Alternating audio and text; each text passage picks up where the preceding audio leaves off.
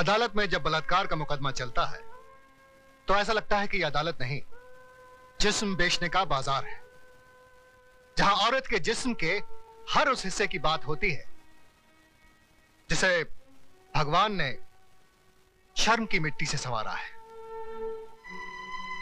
माला, तुम सुन रही हो ना? आप बोलते जाइए।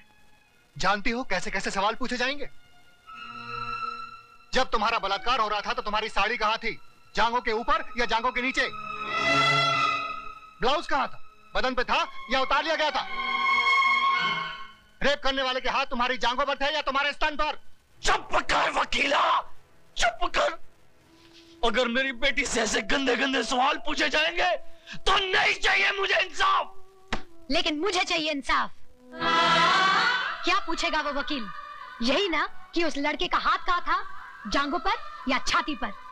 छाती क्या होती है वो मैं उसे बताऊंगी। यह है छाती, जिसका दूध पीकर हर मर्द की छाती चौड़ी होती है।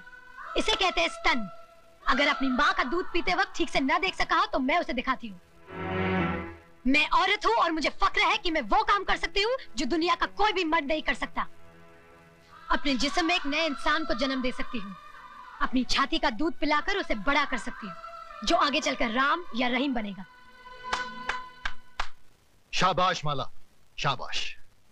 अगर हिंदुस्तान की हर औरत तुम्हारी तरह बेखौफ हो जाए तो इस समाज में औरत को वही दर्जा मिलेगा जो उसे मिलना चाहिए। शाबाश।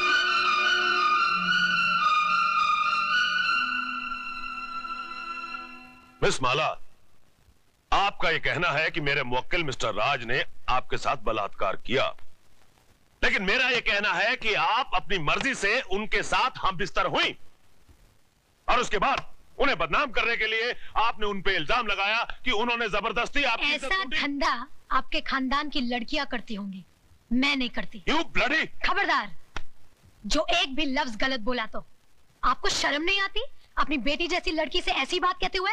मिस माला, ये मंदिर नहीं जहां पर वचन किया जाए, ये अदालत है जिसमें एक मासूम की जिंदगी का फैसला होने वाला है। जिसने मेरी जिंदगी को गाली बना दिया वो आपको मासूम लग रहा है, इसलिए कि उसने आपके जेब में हरे हरे नोट भर दिए? अगर नोटों के लिए ऐसे ही अपने जमीर को बेचते रहे तो एक दिन इसी कटहरे में मेरी जगह आपकी बेटी खड़ी होगी, जो ऐसे किसी रईस के बेटे की हवस की शिकार हुई होगी।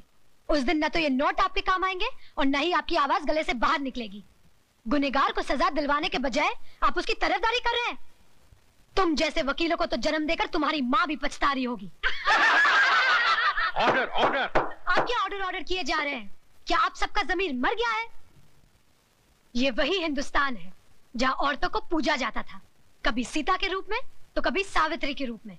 और आज उसी देश में अगर औरत को एक बार नंगा किया गया तो इसकी इज्जत को ढाका नहीं गया, बल्कि बार बार नंगा किया गया, कभी प्रेस वालों ने तो कभी टीवी वालों ने, और अब ये वकील साफ कर रहे हैं और आप चश्मा साफ कर करके देख रहे हैं। अरे समाज के ठेकेदारों, क्या भूल गए तुम लोग? द्रौपदी को भी एक बार नंगा किया गया था, कौरवों का पूरा खानदान मिट गया था, आज उनके खानदान का एक भी वारिस नहीं बचा। वकील साहब, यही पूछना चाहते थे ना कि बलात्कार के वक्त वो मेरे ऊपर था या नीचे?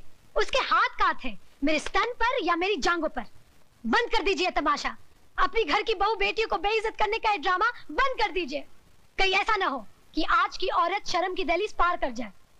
इस अदालत में कल जो मुकदमा आएगा वो ये नहीं होगा कि एक लड़के ने एक लड़की का बलात्कार किया, बल्कि ये होगा कि एक लड़की ने एक लड़के का बलात्कार किया। सिर झुकाए ये खड़ा होगा, ये मैं नहीं। Order, order. The court is adjourned.